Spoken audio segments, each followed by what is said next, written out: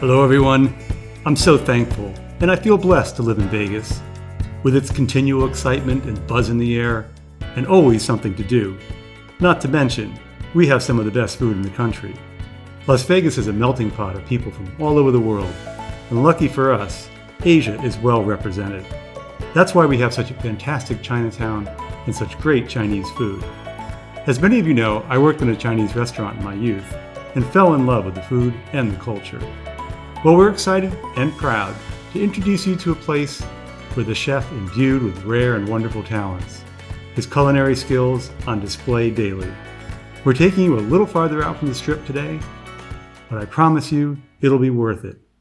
Come along with us as we review Taste of Asia, found in the Suncoast Hotel and Casino located at 9090 Alta Drive. The prices are beyond reasonable, the portion sizes are very generous, and they offer many great specials.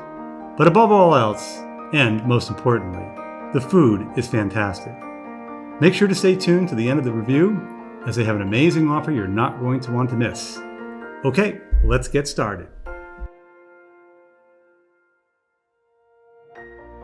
Our server recommended this fantastic tea with Longan. They remind me of lychee nuts.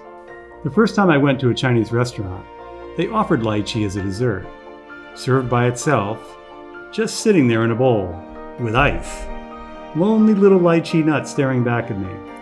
Sadly, that was about the only dessert they offered, besides fortune and almond cookies.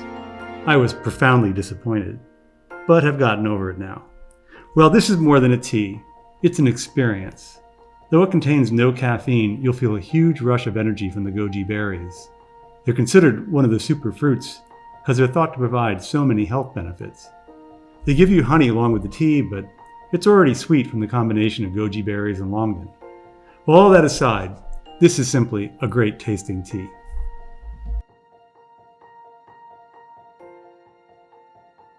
Invented in the 1980s, this is one of the newest Chinese dishes, served originally for weddings and special ceremonies. While I was reading up on this restaurant, I decided to check out some of the Yelps and see what people were saying. One Yelper mused, "I don't know why they put strawberries with the honey walnut shrimp. It makes no sense at all." Well, I thought the same thing, on paper, and then I tried it, and it all makes perfect sense now. I love the contrast of the cold fruit with the creamy, rich sauce. The brightness of the acid in the strawberries transforms this dish into something beyond your ordinary honey walnut shrimp. I also think the two different temperatures of the hot shrimp and the cold strawberries play off each other really nicely. It's a unique experience. The fresh fruit really complements and cuts through the richness of the honey walnut sauce. To begin with, the sauce is perfectly balanced. Not too much honey, it's just the right amount. But with the addition of the strawberries, it's phenomenal. Take a bite of the shrimp, then a bite of the strawberries with it. It's like nothing I've ever tasted before. Who knew strawberries and shrimp went so well together? And the walnuts, perfectly candied. This is a wonderful rendition of this dish, and I hope you try it, as I think you'll love it just as much as I did. I asked our server what the table across from us was eating, since the aroma was driving us crazy. She told us it was a sizzling beef. Just as she said this, another one crossed our path, its aroma further intoxicating us. Well, this was the straw that broke the camel's back. We had to have it. As the beef, mushrooms, bell peppers, and onions hit the sizzling iron skillet, it makes a glorious sound, and the pungent aroma of deliciousness fills the air. Aha! That's the wonderful aroma I sensed when we entered the restaurant, immediately causing us to become ravenously hungry. They seem to be serving it all around us. This dish is crazy good. Slightly sweet sauce with lots of umami-rich soy and hints of garlic. You can almost taste it just from the scent. The steak is wonderfully tender and magnificent quality. It melts in your mouth as soon as you bite into it. I recommend a little bit of the chef's fantastic house-made chili oil to enhance it even more. But you know, I have a chili addiction.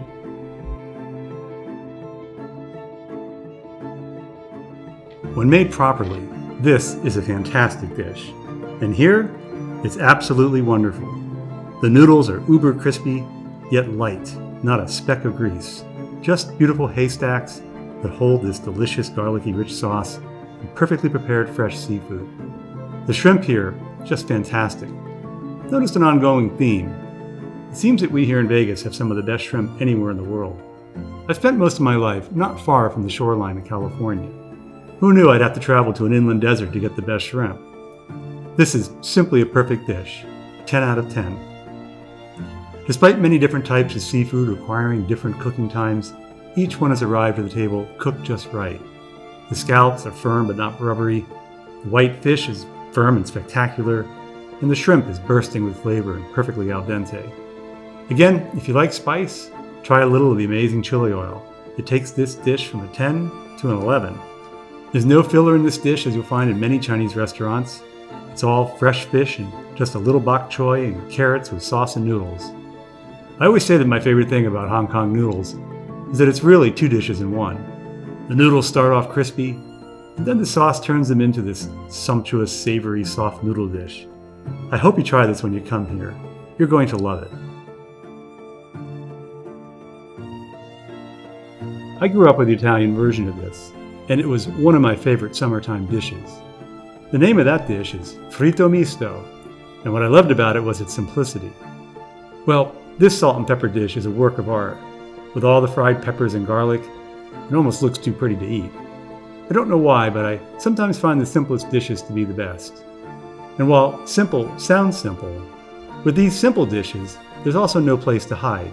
You have to nail it. And here, they get the salt and pepper just right. You have to start off with fresh, beautiful seafood. As with most Chinese restaurants, you can have your salt and pepper shrimp with or without the shells. And yes, you can eat the shells too. In fact, they're not much different than eating the shell on a soft-shell crab in taste and texture. I love them that way. Today, though, we ordered them without the shells. Look how beautiful the shrimp are. So clean and white inside. They're beautifully fresh and very crispy and light. I love this dish.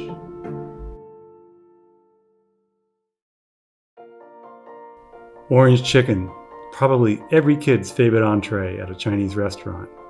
At Taste of Asia, it's the sophisticated adult version of this dish. Until now, it's something I consider to be Americanized Asian cuisine. Though it was originally made in China, it was not a sweet dish. Bone-in chicken was prepared with orange rind and it was more bitter than sweet. It's normally hit or miss with orange chicken. It can be heavy and way too sweet. I hate a heavy, over-battered chicken that makes you feel like you've just eaten a ton of bricks. I also can't stand overly, sickeningly sweet sauces that insult your taste buds. You can almost feel your enamel disintegrating with each bite. It makes you feel like you're eating more of a chicken dessert than an entree. Well, no worries here. To begin, there's a perfect amount of batter on the chicken. A thin, crispy, and light coating that beautifully encases the white meat and allows for a pleasing amount of this delicious sauce to adhere. The sauce is so well balanced. I have to say that this is perhaps the best orange chicken I've ever tasted. The thing I really love about this chicken dish is that you can see just how thin the sauce is. It's not a syrupy mixture overloaded with tons of sugar with the consistency of honey. It's perfectly balanced, tart and bitterness. The orange rind gives it a fantastic taste, which you don't pick up until late in the game. This is just another home run. Whenever I eat lava-filled buns, it reminds me of my youth. When I was 13, I learned to make crème anglaise from Julia Child. My mother gifted me a copy of The French Chef for my birthday, since I loved her show. And it became my Bible. Anyway, these are a work of art. They're just beautiful. I love the contrast of the gold leaf artfully painted on the gorgeous black custard buns. I've had black and gold buns in other restaurants, and they usually use charcoal to give them the black color. But as I previously noted, here in Nevada, they don't allow the use of coal, so they usually get their color from black ground sesame seeds. Here, they use squid ink. These will make a beautiful mess of your hands when you bite into them, as the custard oozes out everywhere.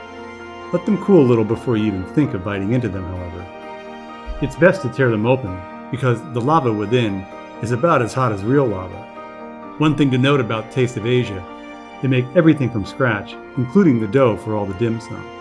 And the dough is beautifully yeasty. I love fresh baked dough, and this is just phenomenal. Light and fresh. Well, what a wonderful way to end our first visit.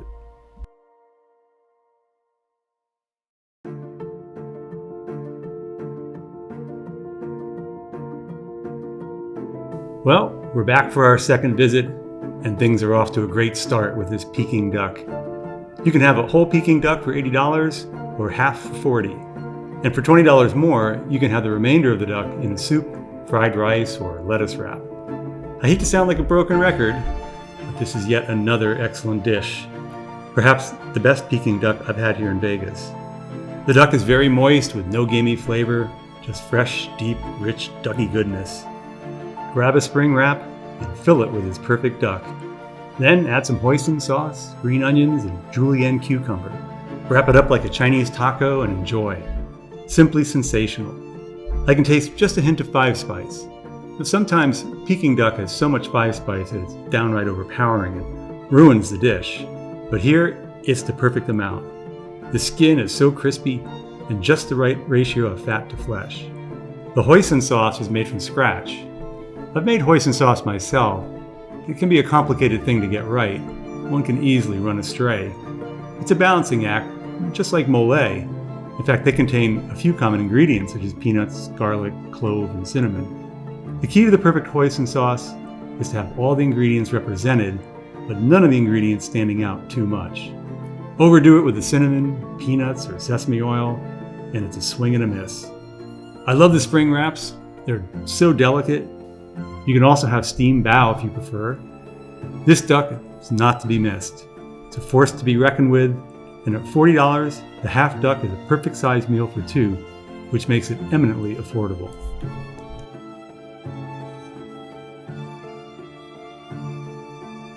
In 1557, the Ming Dynasty leased an area of Macau to become a permanent Portuguese trading base.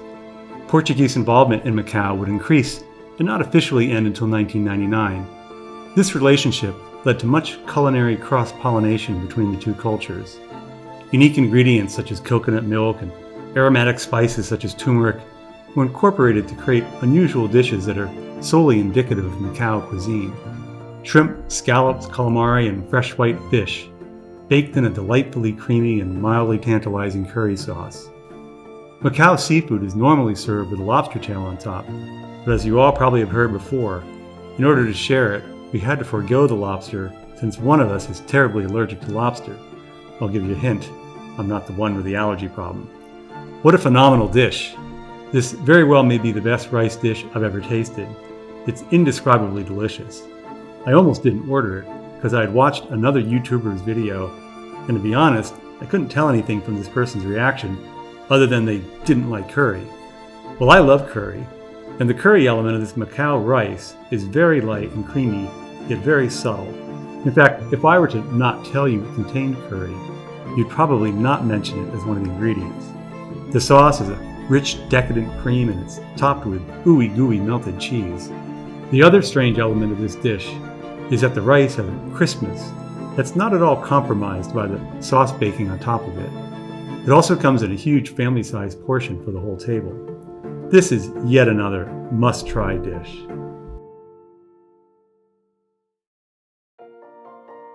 Well, here I go again, but another possible dish of the day. Probably the best pork chops in the city. I'm a sucker for crispy fried garlic, and as you can see, there's a mountain of it piled high on top of these beautifully golden brown pork chops. The jalapenos are unusually spicy and take your breath away, so be careful. It might just be the time of year, but these jalapenos are much spicier than usual, or maybe the chef knows some secret region where they grow them super spicy. Anyway, as I said, be careful. You can always brush them aside and just eat the wonderfully salty garlic, then this dish won't be spicy at all. And look at these chops, no grease at all. The interior is cooked to perfection, tender and moist. Garlic, salt, and pepper. These are a few of my favorite things. And this dish has it all.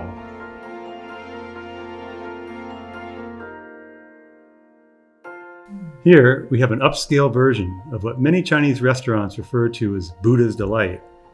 This is so good, it could almost turn a carnivore to veganism. Well, almost. Shimiji mushrooms, king oyster, wood ear mushrooms, Japanese mountain yam, and lotus root are all stir-fried into a wonderfully light and mildly garlicky sauce.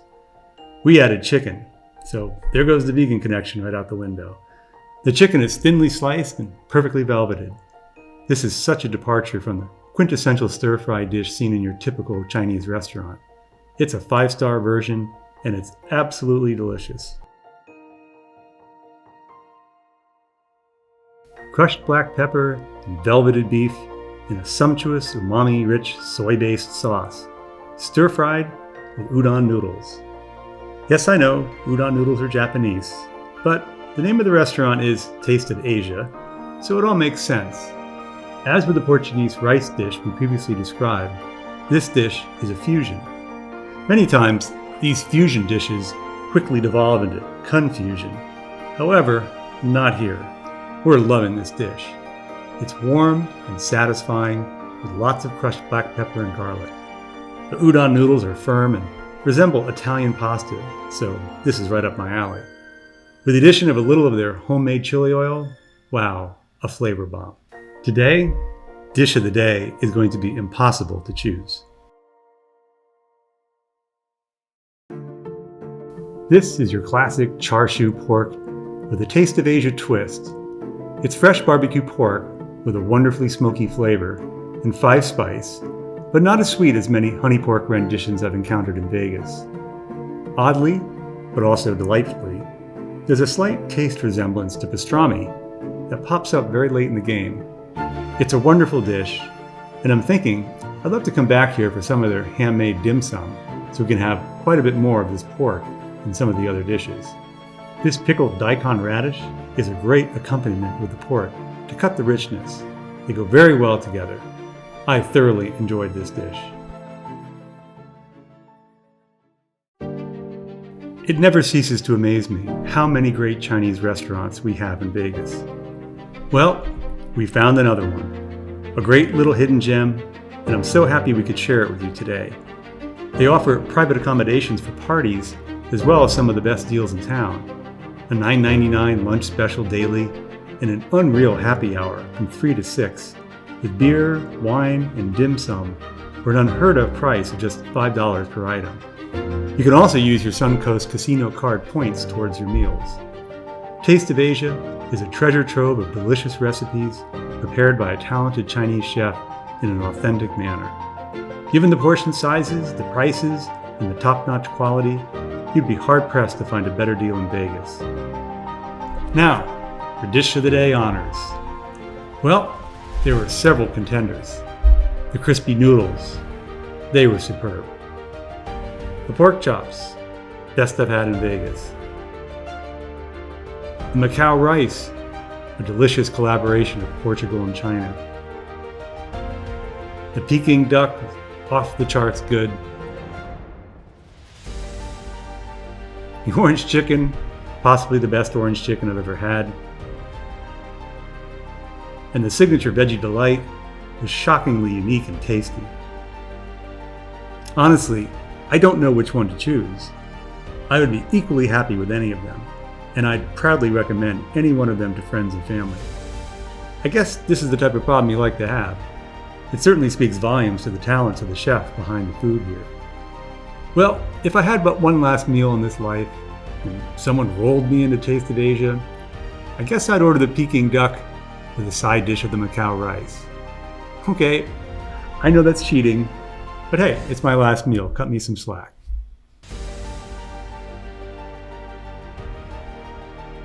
Finally, here's the offer we told you about at the beginning of our video. Just mention Let's Eat Vegas sent you, and Taste of Asia will take 10% off your bill. That is a very generous offer. This deal is not available with lunch specials or happy hour, and the offer is good until January 15th, 2025. Well, we'll be back to Taste of Asia soon. Who knows, maybe you'll see us there. And don't forget to tell them, Let's Eat Vegas sent you. I know we're all guilty of watching YouTube videos and not participating. Please like, comment, subscribe, or even become a VIP member. It means a lot to us, and it helps us grow and to bring you more reviews. Until we eat again, bon appetit.